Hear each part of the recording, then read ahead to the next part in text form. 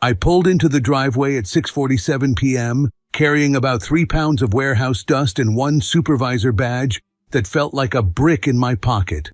All I wanted was a shower hot enough to melt my skin and maybe the last slice of pepperoni I was pretending still existed. The living room lights were on. Laughter floated out the front window, high, glossy, the soundtrack of a wine commercial. I didn't knock. It was my house. I turned the key, pushed the door open, and stepped into the kind of silence that only happens right before a punchline. And then my wife delivered it. "Honestly," she said, voice bright and expert, "I don't think this marriage will last another year." 3 people laughed. One of them was my wife. It was very funny, apparently. I stood in the hall where the laminate squeaks if you breathe too hard. I didn't make a sound. The wine choir on the couch was mid-giggle. I didn't catch the rest of the sentence. Something about me falling below her level. Below what level? The couch? The rug? Gravity? I stepped into the doorway. The giggles tripped and fell off a cliff. "Hey," I said, "interesting topic." My wife blinked like a car's high beams just hit her. The 3 friends tried to look like houseplants. One of them, Catherine, short black dress, expensive smirk, tilted her head with the confidence of a person who keeps a complaint template on her phone. My wife started damage control. "It was a joke?" "Jokes are usually funny," I said. "Can we talk in private?" my wife asked, voice tight. "I mean, you started public, but sure. Here's my version in public. Why wait a year?" Catherine's smirk blinked. The other 2 found sudden interest in their glasses. My tone surprised me. Calm, not cold, refrigerated, like I had been cooling down for months and didn't notice. I walked upstairs. The laughs didn't follow. In the bedroom, I pulled a duffel from the closet. Socks, shirts, the good boots that make me look like I know what I'm doing even when I don't. Toothbrush, charger, one picture frame turned face down because I didn't need more commentary tonight. My wife came to the doorway, hands up like she was directing traffic out of a disaster. "Don't be dramatic." "I'm trying very hard not to be anything," I said, zipping the bag. "And I'm doing great at it." "You're just tired." "You worked a double." "Yep." I slung the bag onto my shoulder. "And I'm done working the triple where I pretend things are fine." "Can we please talk after they leave?" "They already heard the important part." I stepped past her. "I'll be back for other stuff later." "Or not. Depends how much I miss my socks." Downstairs, the living room air had that fake sweet smell of spilled wine and real panic. Catherine gave me a look like she was grading me. I didn't sign up for her class. At the door, I paused. "Ladies, enjoy the night? Try not to bet on next year I left." The truck started on the second try because it believes in second chances. The nearest motel blinked at me from the highway like a cheap miracle. I parked under a light, checked in with a guy who looked allergic to paperwork, and got a key that probably opened at least 3 doors if I tried hard enough. Room 112 smelled like someone sprayed Ocean Breeze on a wet towel. The bed squeaked when I thought about sitting on it. I sat anyway. My phone buzzed. Then again. Then again. "Wife, we need to talk. Please don't do this. I'm sorry. Are you at a motel? Please just answer me. This is childish. I didn't mean it like that." I put the phone face down like it had said something rude. The ceiling had a water stain shaped like the state of regret. I stared at it until it looked like a map to anywhere else. 10 minutes later, a new message, different number. "Catherine, you okay?" I blinked, stared, laughed out loud once. It sounded like a cough that gave up. "You don't deserve that. If you need someone to talk to, I'm awake." Of course she was awake. People with professional smirks don't sleep. They recharge near outlets. Me, I'm fine. "Catherine, you're not. But that's okay. She's been cruel to you for a long time. Someone had to say it. I typed, deleted, typed, deleted. Finally, someone did say it, repeatedly, tonight. Catherine, I meant someone had to say it to her." I put the phone down again. The air conditioner made a noise like a small plane learning about gravity. I stood, ran the shower, and waited for the water to pick a temperature and commit to it. I thought about pizza, then about the look on my wife's face, then about the way Catherine's eyes didn't show surprise, only calculation. Like she came to the house rehearsed, like she packed extra laughs in her purse. The shower stayed lukewarm and judgmental. I washed quick, put on the t-shirt I keep for emergencies and laundry day, and flopped back on the bed. My phone buzzed once more. Wife, please, tell me where you are. I didn't answer. I wasn't ready to be found by a person who just lost me in front of an audience. I turned off every light but the bathrooms. The room got quiet, the heavy kind that lands on your chest. I almost fell asleep. Then came the knock. 3 taps, casual, like a neighbor who needs to borrow sugar at midnight because cake is urgent. I didn't move. The knock came again, friendlier. I got up, crossed the carpet that tried to grab my socks, and looked through the peephole. Catherine. Of course. She stood under the flickering hallway light, rain dots on her coat, eyes bright like the kind of bright that isn't about happiness. She had the same expensive smirk, but now it looked like it had a plan. I opened the door a crack. Wrong room. The karaoke bar is 3 blocks down. She smiled. I don't sing for free. Not what the living room suggested. Can I come in? She asked, like she already had. It's raining. You look wrecked. I'm fine. You keep saying that like it'll become true. It won't. She leaned in, lowered her voice. I brought coffee. She held up a cardboard tray with 2 cups. The bribe smelled like actual coffee, not motel sadness. I might be stubborn, but I'm not a hero. I opened the door. 5 minutes, I said, stepping back. If you bring a chorus line, I charge admission. She walked in like she owned the place. She set the cups on the little round table whose only job is to wobble. Black for you, she said. Cream, no sugar for me. I'm sweet enough, I stared. You actually said that out loud. I workshop my lines, she said, laughing, and sank onto the chair. You look like you threw hands with a forklift. I supervise forklifts, I said. They respect me. Shame your wife doesn't. I felt the coffee in my hand stage a small protest. We are not doing this. We already did it, she said, calm. She humiliated you. In front of me. In front of everyone. In front of your applause. Catherine's jaw flexed. I laughed because it was ridiculous. Not because it was true. That sentence has never meant what the speaker thinks it means. She crossed one leg over the other, rain still glittering on her coat sleeve. You want the kind version or the honest version? Try the short version. She doesn't deserve you. But you deserve a person who actually sees you. That person is apparently you? She smiled small and sharp. I see you very clearly. I put the cup down. The table wobbled like it was nervous for me. You came to my motel room. Yes. At midnight. Technically 12:14, she said, checking her phone. She leaned forward, elbows on knees. You did the right thing walking out. Did I? Yes. She didn't blink. You finally drew a line. I drew a line and then tripped over it on my way to a bed that squeaks when I breathe.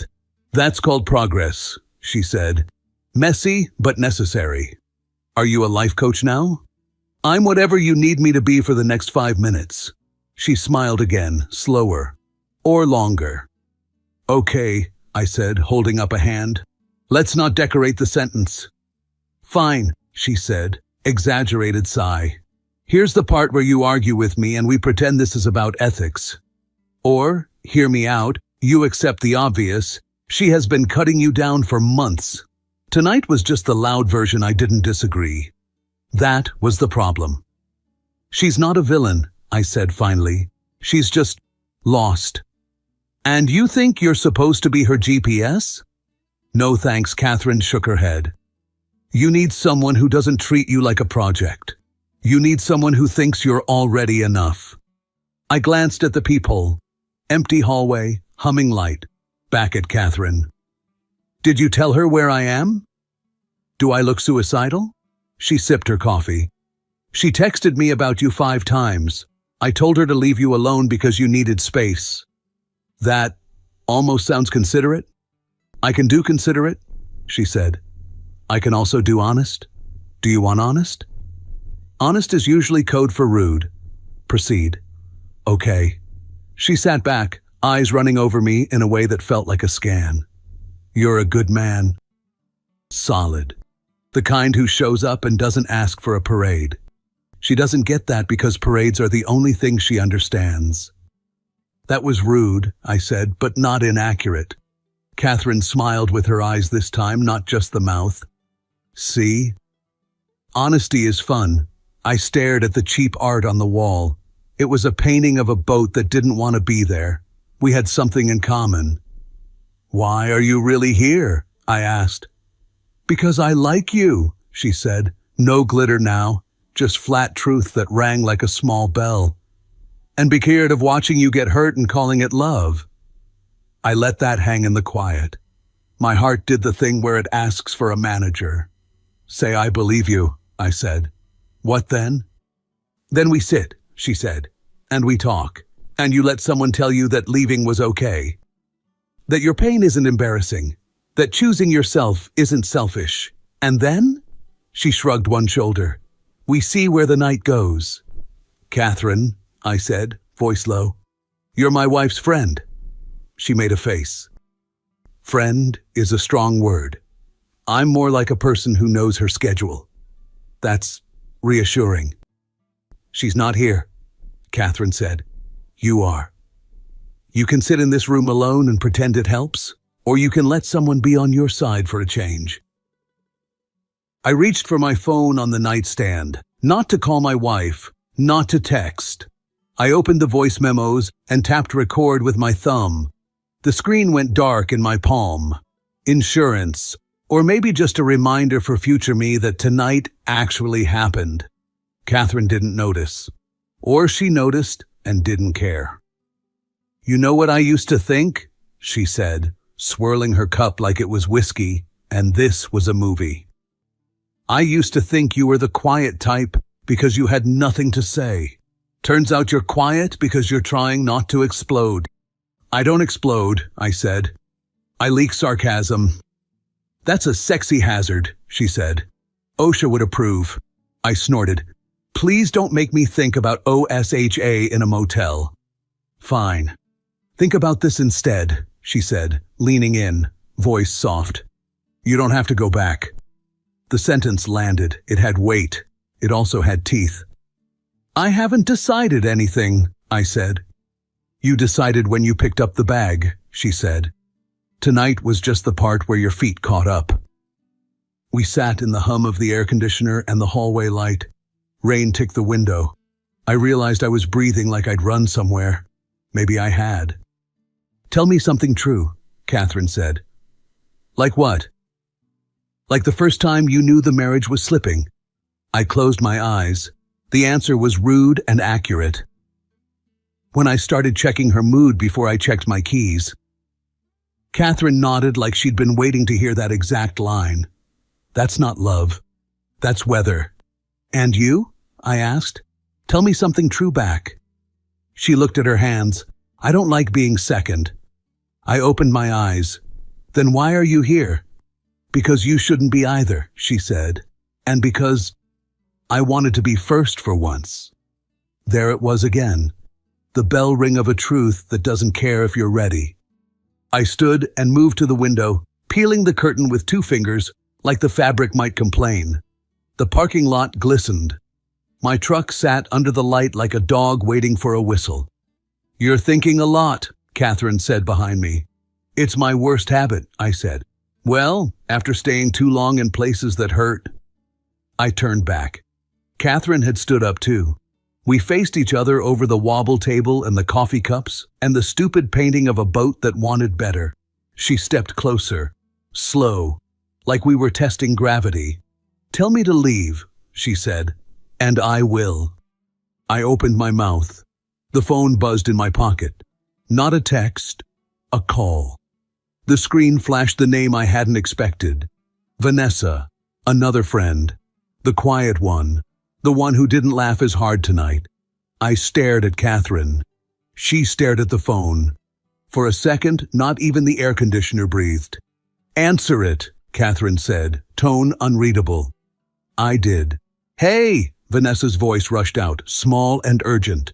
"I'm sorry to call. It's late. I know where you are. I swear I'm not there. But I need to tell you something about tonight. About Catherine." I looked at Catherine. She smiled like a cat under a heat lamp. "Go on," I said. Vanessa took a breath that sounded like tearing paper. "She set you up." Catherine's smile didn't move. Only her eyes did. They asked if I was enjoying the show. "Tell me everything," I said, and pressed speaker. Vanessa spoke fast, words tumbling, fear rushing them forward.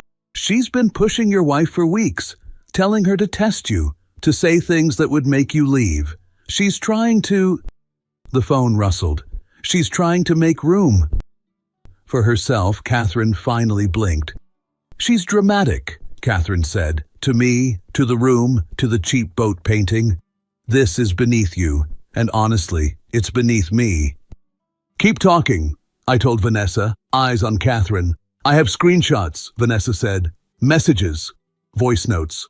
I'll send them now. I didn't know she'd actually go to your motel. I thought she'd just— I'm sorry." A long text thread binged into my phone like a fire alarm. Images, audio, timestamps, names. I ended the call gently. "Thanks, Vanessa." Catherine lifted her chin. "Are you proud of this? You needed backup to feel strong." "I needed clarity," I said. "Strong comes later." She exhaled through her nose, grabbed her coffee, and looked at the door like it owed her money. This got boring. "You came here to convince me I was doing the right thing," I said. "Good news, I am. It just doesn't end the way you planned." "Oh?" She arched a brow. "And how does it end?" I clicked the side button on my phone. The red recording bar glowed like a tiny stoplight. "With honesty," Catherine's smirk tried to hold. It didn't. "You two deserve each other." "Maybe," I said. "But that's kind of the point." She moved to the door, paused with her hand on the knob, and looked back.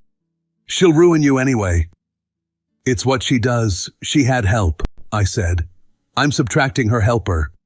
The door clicked shut behind her. The hallway light hummed. The room exhaled. I stood still for a long time, the way you do after a wave hits and you're surprised you remained upright.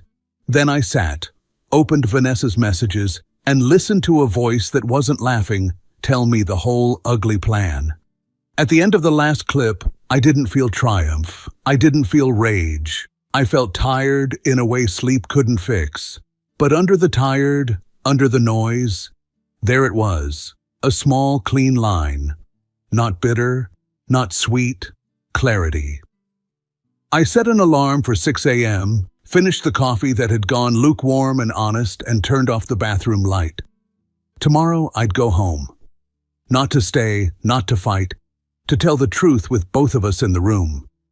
And if we were lucky, that truth wouldn't break us. It might even be the first thing that could save us. The alarm stabbed me at 6 a.m. I showered in what felt like legally warm water, dressed, and drove home with Vanessa's screenshots screaming in my head. Make him leave first. He'll look like the bad guy. I'll be there for him. My wife opened the door before I knocked. Hoodie, puffy eyes, hair in a bun that lost the war. She looked like grief on 2x speed. "You came back," she whispered. "For coffee and truth," I said. "Got either?" "In the kitchen," she swallowed. "And an apology." That's decaf truth. I'll try the real stuff. We sat. I put my phone on the table and hit play. Vanessa's voice filled the room. "Catherine's been manipulating everything. She told your wife to push you until you snapped, to make you look like the problem. Then she planned to step in once you were gone." My wife held the counter like the earth tilted. "There's more," I said. I played Catherine's old voice note. Just say he's beneath your level, babe. Men like him hate that. He'll walk. Then he's the villain, you're the phoenix. I rolled my eyes so hard I saw last week. My wife flinched like the words punched. I thought, she started, then stopped. I thought it would make you notice me. I noticed you, I said. I just didn't enjoy the fire show. You're right, she said. No fight in it, only raw. Catherine said good men need friction.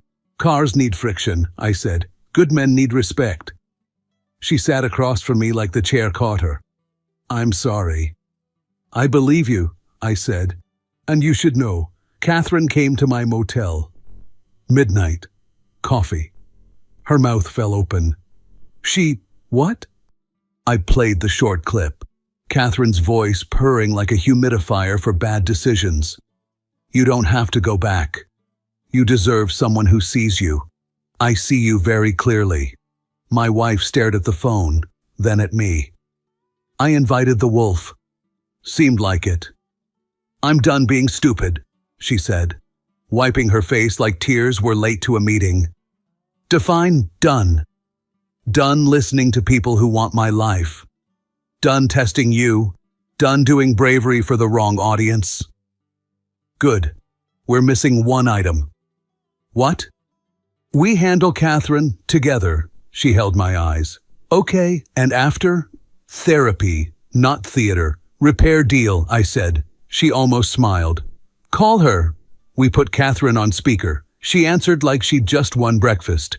Hey, hero. Cafe on 3rd, 1 hour, my wife said. Just you? Is this a trap? Catherine asked. Yes, my wife said. A polite one. Catherine laughed. God, you're cute when you try. Fine. Wear something that says I'm reasonable. We'll wear clothes, my wife said, and hung up. That, I said, was wildly satisfying. I'm terrified, she whispered. Me too. Let's be terrified together. The cafe smelled like expensive coffee and decisions. We took the corner table. I dimmed my phone and armed the recorder. Catherine arrived on time. Villains respect calendars. Sunglasses, glossy hair, trench coat that screamed, condo tour. She slid into the chair opposite us like a guest judge. The council convenes, she said. Coffee? My wife asked. I brought my own, Catherine said, putting down a steel tumbler. For safety. From what? Ethics? I asked. She spared me a glance. Still doing sarcasm? Cute. Agenda. Are we pretending last night was a misunderstanding? I'm flexible. No pretending, my wife said. Calm. Scary calm. Great. Catherine leaned back. Then I'll say it. He left because you made him. He's better off without you. You can ship my finder's fee to... Stop, my wife said, not loud, just sharp. You went to his motel. After telling me for weeks to push him until he walked. Then you tried to replace me before my pillow cooled. Catherine smiled like she was teaching a toddler about gravity. You're emotional. Understandable. We have recordings, my wife said. Would you like to hear yourself or guess the lines? Catherine's face went still for a second. Then she laughed. Vanessa, the moral squirrel, she's a witness, I said. You recorded me? In a motel? Catherine finally looked offended. Tacky. One-party consent state, I said. Fun feature. She exhaled, sugar gone. Okay. What's the plan? Play a clip? Cry? Hug? Post it? The internet will forget you by lunch. We're not posting, my wife said. We're setting a boundary. Catherine smirked. The irony is choking me. The irony, my wife said, leaning in, is that I thought you were on my side. I was. I am, Catherine said. You wanted a stronger marriage. I removed the weak piece my wife didn't snap. She nodded, soft and dangerous. Say it slower. So I remember who you are when I think I miss you. Catherine obliged, each word a nail. I removed. The weak. Peace. Right, my wife said. And next you'd remove me. For a husband with a better truck, I like winners, Catherine said. I tapped my screen. The tiny clip from last night filled the cafe. You don't have to go back. You deserve someone who sees you. I see you very clearly. Two baristas froze mid-espresso. A man by the window tilted his hearing aid up like we were his new favorite show. This is pathetic, Catherine said. No, I said. It's housekeeping. My wife turned to me, then back to Catherine. We're done. With me? Catherine asked, unsurprised. With this, my wife said, slicing the air. With making our marriage perform for your entertainment. With letting you treat me like a project and him like a lever. You'll be in my DMs by Friday, Catherine said. No, my wife said. By Friday I'll be in therapy. If I text you, it'll be 2 words. Miss you? Catherine mocked. Cease contact, my wife said. One barista clapped once, then hid. Catherine stood, put on her sunglasses like a shield, and delivered her closer. You two deserve each other. We know, I said. That's why we're here. She left. The cafe exhaled. The old man lowered his hearing aid like he'd finished a good episode. I tipped $5 for the ambiance. Outside, my wife stared at the door, then at me. I feel like I took off a backpack I didn't know I was wearing. Surprise, I said. It was full of Catherine. She laughed. Not pretty. Better. 2 stops on the way home. Peace bagels and a counseling office. The receptionist had, I have seen everything eyes. Soonest slot? I asked. Tomorrow at 3, she said. We'll take it, my wife said. Back home, we cleaned like humans who remembered how. Vanessa texted, did it happen? You okay? Me, we're okay. Wife, grabbing my phone. Thank you for telling the truth. Coffee on me soon. No wine, no Catherine. Vanessa, proud of you both. Muting Catherine. Stay strong. We owe her flowers, my wife said. Or a fruit basket that says, thanks for not letting my friend steal my husband. Subtle, she grinned. We blocked Catherine together. Ceremonial, ridiculous, perfect. It felt like locking a door we should have noticed months ago. At dinner, we actually ate at the table without a TV referee. After, I carried out the trash bag of last night's wine debris. She brought a second bag. We set both bags on the curb. The evening was that soft blue that forgives without a speech. At the door, she touched my sleeve. Can I say something dumb? I'm fluent. If you wanted to, you know, with her you could have. True. And you didn't. Also true. Why? I don't want to be right alone, I said. I want to be right with you. She looked up. Porch light hummed. Somewhere a neighbor's dog filed a complaint against a squirrel. Okay, she said. Then let's play as a team. We went to bed early like absolute lunatics. No grand speeches, just breathing in the same room. Before sleep, I thought about Catherine's favorite line. You two deserve each other. Good, we plan to. 3 days after the cafe showdown, life finally started acting like a normal sitcom again. Dishes, coffee, sarcastic good mornings. No more messages from Catherine. No mysterious accidental calls. Just the sound of my wife humming while burning toast, which, honestly, was progress. Until Wednesday. I was at work, convincing a forklift not to kill anyone, when my phone buzzed. Unknown number. I shouldn't have answered. Hey, stranger, came Catherine's voice, the kind of smooth that hides razor blades. I was hoping we could talk like adults. Adults usually don't need fake numbers, I said. Also, they don't try to seduce married men in motels. She laughed. You make that sound so dramatic. You didn't seem traumatized when I brought coffee. I was processing caffeine and trauma simultaneously. Cute, she said. Anyway, tell your wife to unblock me. There's something she should know before I post it. Post what? Screenshots, she said sweetly. Taken out of context, of course. You and me, the motel, a few creative captions. Nothing explicit, but people love stories. Catherine, I said, you're addicted to drama. Drama gets engagement, she said. and you two got boring. I hung up. Then I called my wife. Guess who wants her 15 minutes again? Oh God, she said. What did she do now? Threatened to go viral. Silence. Then quietly, I'll handle it. No, I said. We'll handle it. We met that evening at Grindstone Cafe again.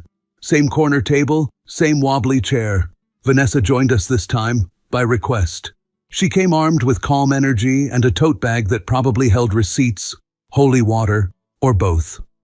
Catherine entered like she'd been invited to a red carpet roast. Wow, she said. You brought backup. Is this an intervention or a podcast? Neither, my wife said. It's a recording session. Catherine laughed. Still recording? You people really don't trust anyone. Trust is earned, I said. You spent yours. She rolled her eyes. Relax. I'm not posting anything yet. Depends how nice you are. Vanessa opened her tote, pulled out a small envelope, and slid it across the table. This is a copy of the cease and desist drafted by my cousin, who's an actual lawyer. If you publish or spread anything about either of them, audio, screenshots, smoke signals, you'll meet her faster than you can spell libel. Catherine blinked. You're joking. Do I look like I joke? Vanessa said calmly. I sipped my coffee. She doesn't. I've checked. My wife leaned in. Catherine, I don't hate you. I pity you. You don't want me or him. You want the chaos. And for once, I'm not feeding it. Catherine's smirk wobbled. You think you've grown? Please, you'll be back to pretending by next month. Maybe, my wife said, but if we fall again, it won't be because you pushed us. Catherine stood. You're all insane. Vanessa raised her cup. Cheers to mental health. Catherine hissed something under her breath, turned, and stormed out. This time, for good. The bell above the door rang like a period at the end of a messy paragraph. On the drive home, the tension in the car finally dissolved. I can't believe she threatened to post fake screenshots, my wife said. She underestimated our lawyer-themed tote bag, I said. My wife laughed, the kind that sounded like breathing again. I feel stupid, she said softly. You feel human, I said. It's worse sometimes, she smiled. And you? How do you feel? Like a man who survived a soap opera and didn't even need to take his shirt off. Shame, she said. You'd have gotten more views. Weeks passed. Therapy every Tuesday, coffee every morning, less drama every day. We were still clumsy, still learning, but at least we were learning together. Then one night, sitting on the porch with 2 beers and 0 plans, she said, Do you realize we haven't mentioned her name in over a week? I grinned. You just broke the streak. Worth it, she said, smiling, because now she's officially past tense. Past tense? I asked. She nodded. Like, we were friends. She tried. We moved on. I raised my bottle. To grammar. To boundaries, she said, clinking. Silence settled, but the good kind. The porch light hummed. Crickets did their night shift. We weren't perfect, not even close, but for the first time in a long while, neither of us was playing a role. Just 2 people choosing not to break again. I looked at her and said, You know, Catherine was right about one thing. She groaned. Please don't start a sentence like that. She said we deserve each other. She raised an eyebrow. And you agree? Yeah, I said, because somehow we're the only 2 idiots who still think this marriage is worth the work. She leaned her head on my shoulder. Idiots have good taste. Obviously, I said. One of us married me. She laughed, full, free, and real. And just like that, the story that almost fell apart finally found its ending. 6 months later, Catherine was just a funny story we told new friends. The wine witch who almost turned our marriage into a reality show. Vanessa became a godmother to our coffee habit. We still argued sometimes, but it sounded more like jazz now. Messy, honest, and ending on the same note. Sometimes my wife looks at me over breakfast and says, "Still glad you didn't open that motel door wider?" And I say, "Still glad you learned who not to drink wine with." Then we laugh, pour more coffee, and start another normal, beautiful, drama-free day. The kind Catherine would absolutely hate. If you felt this story hit hard, drop a like, subscribe for more, and share your thoughts in the comments. Your support keeps Steelheart beating.